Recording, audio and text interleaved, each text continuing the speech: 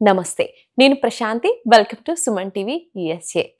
అమెరికాలో ఉన్నటువంటి తెలుగు ప్రజలకు ధర్మ సందేహాలను నివృత్తి చేయడానికి, అలాగే మనం ఇక్కడ ఎలాంటి పూజా కార్యక్రమాలు చేసుకోవాలన్నా, హోమాలు చేసుకోవాలన్నా ఇండియా వెళ్ళడం వీలు పడదు. కాబట్టి మనకి ప్రత్యేకంగా ఇండియా నుంచి అమెరికా వరకు గురువుగారు రావడం జరిగింది. ఈరోజు మనతో పాటు ఉన్నారు భారతీయ శంకరపీఠం వ్యవస్థాపకులు తిరుపతి మూర్తి అవధాని గురువుగారు. ఆయనతో మాట్లాడదాం, మరిన్ని విషయాలు తెలుసుకుందాం.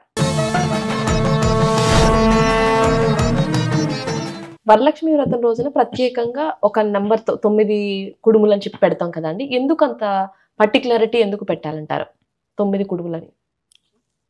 వరలక్ష్మి అమ్మవారి యొక్క వ్రతంలో అనేక ఆచారాలు ఉన్నాయండి. ఒకటి కాదు. కొంతమంది కుడుములు పెడతారు, కొంతమంది బొబ్బట్లు పెడతారు, కొంతమంది పూర్ణాలు పెడుతూ ఉంటారు. 9 వాయినాలు, నవగ్రంథి పూజ నవవాయినములు అని. అందులో వాళ్ళ అనువంశీకం నుంచి, వాళ్ళ కుటుంబంలో పూర్వం నుంచి ఎవరు ఏదైతే పెడుతూ ఉంటారో, కొంతమంది ఈ దోశలు పెట్టడం కూడా నేను చూశాను. తర్వాత ఈ పంచదారతో తయారు చేసేటువంటి పూరీలు, ఇటువంటి అంటే ఎవరి ఇంటి సాంప్రదాయాన్ని బట్టి వారు అవి పెడుతూ ఉంటారు. 9 వాయినాలు ఇవ్వడం అనేటువంటిది సాంప్రదాయం. 9 అనేటువంటిది చాలా విశేషమైన సంఖ్యమ్మ. 9 అనేటువంటి పదంతో ముడిపడి అసేక సంఖ్యలు ఉన్నాయి, అశేషంగా. ఆ సంఖ్య ప్రతిదీ మానవుడి యొక్క జీవితానికి, మనుగడకి ఎంతో దగ్గర సంబంధాలు ఉన్నాయి.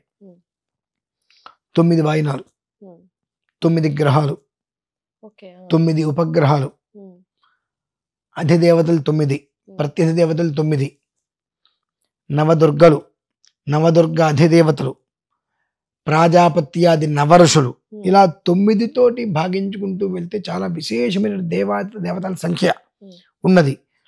2, 3, 3, 3 ఎంతమ్మా? 9 అనేటువంటిది బేసి సంఖ్య, అంతే కదమ్మా? 3, 5, 7, 9 బేసి సంఖ్య. ఈ బేసి సంఖ్యలో వృద్ధిలో పై పొజిషన్లో ఉండేటువంటి 9 ఎప్పుడూ కూడా మనం చేసేటువంటిది నలుదిక్కులా నలుగురికి 4 రకాలుగా ఎప్పుడూ కూడా ఉపయుక్తంగా ఉండాలి అనేటువంటి దానికి దృష్టిలో ఉంచుకొని ఇంకొన్ని రకాలైన ధర్మసూత్రాల దృష్ట్యా 9 వాయినాలు, 9 మంది ముత్తైదులకు అర్చన చేస్తారమ్మా.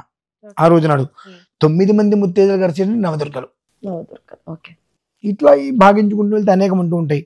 ఆ నవదుర్గల యొక్క ఆశీర్వచనములు, అందులో మన దగ్గర నుంచి మనం చేసేటువంటి చర్యలకి ఒక్కొక్కళ్ళు వెళ్ళిపోతూ ఉంటారు.